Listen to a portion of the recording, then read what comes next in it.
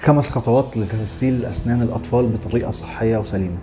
أول خطوة، إمتى نغسل أسنان الأطفال؟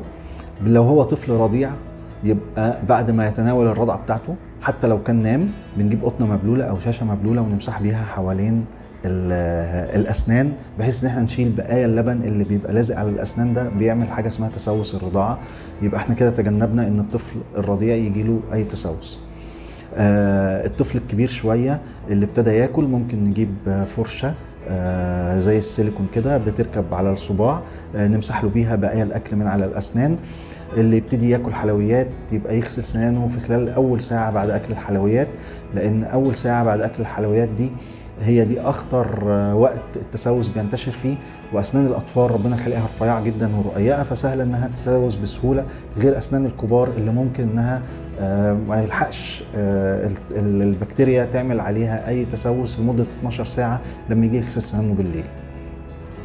بعد ما عرفنا إمتى، هنعرف ازاي عن طريق ان احنا بنستخدم الفرشة اتجاه السنان اللي فوق، بنغسل من فوق لتحت كده على كل السطح السنان الخارجي من فوق لتحت، السنان اللي تحت من تحت لفوق، وكمان السطح الطاحن اللي احنا بناكل عليه الناحية دي والناحية دي، ومن فوق كده كمان ومن فوق كده كمان. المهم ان الفرشة تمشي على كل الاسطح بتاعت الاسنان كلها.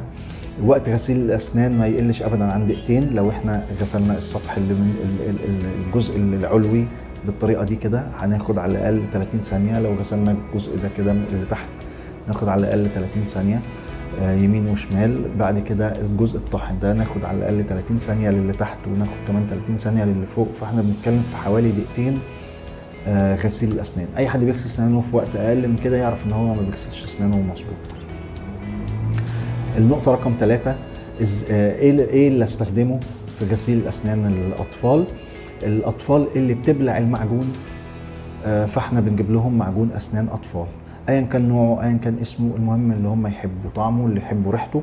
يكون معجون أسنان أطفال بدون فلورايد، لأن الطفل اللي بيبلع المعجون اللي فيه فلورايد ممكن لا قدر الله يعمل له مشكلة في معدته ولا حاجة. فالطفل اللي بيبلع المعجون عشان احنا نخاف على صحته العامة، ونخاف ان هو المعجون اللي يبلعه ده ما يعملوش مشكلة صحية، فبنجيب له معجون اسنان اطفال خالي من الفلورايد.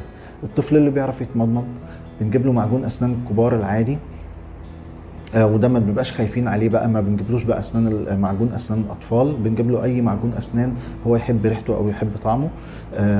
مش مهم الماركه بتاعت المعجون ايه، مش مهم الاسم التجاري بتاعه ايه، المهم ان هو يغسل سنانه بعد في خلال ساعه من تناول الحلويات. الفرشه تبقى فرشه ناعمه ومناسبة لحجم الفك بتاع الطفل. الأطفال الصغيرين بنجيب لهم الفرشة اللي هي من سنة لسنتين، اللي أكتر من سنتين بنجيب له الفرشة اللي أكبر من كده، حجمها أكبر من كده، من 2 ل4. والطفل اللي أكبر من 4 سنين بنجيب له الفرشة اللي بيبقى مكتوب عليها من بره استخدامها للطفل فوق سن ال4 سنين. النقطة اللي بعد كده هي الإشراف. ما ينفعش ان احنا نسيب الطفل يغسل سنانه لوحده، لازم ان احنا نشرف عليه ونتأكد ان هو بيغسل سنانه بالطريقة المظبوطة اللي انا شرحتها دي، وفي التوقيت كمان المظبوط. وبالتالي احنا لما ابننا ياكل حاجة حلوة فاحنا على طول بنحافظ له على اسنانه وبنمنع ان التسوس ينتشر فيها من بدري، لان زي ما اتفقنا هي رقيقة ورفيعة وسهل ان التسوس ينتشر فيها. النقطة الخامسة، المداومة والاستمرارية، وتعويد الطفل على غسيل السنان بصفة مستمرة.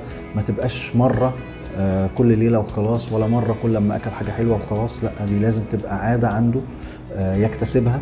ودايما احنا بيجي لنا سؤال، هي تسوس الأسنان ده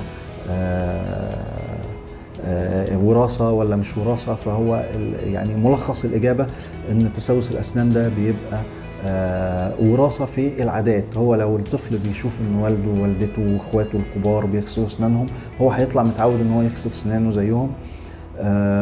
ولو هو شايف ان الناس اللي هو عايشين معاه في البيت ما بيغسلوش اسنانهم، فهو هيورث العادة بتاعت الإهمال في تنظيف الأسنان، وبالتالي اسنانه هتسوس.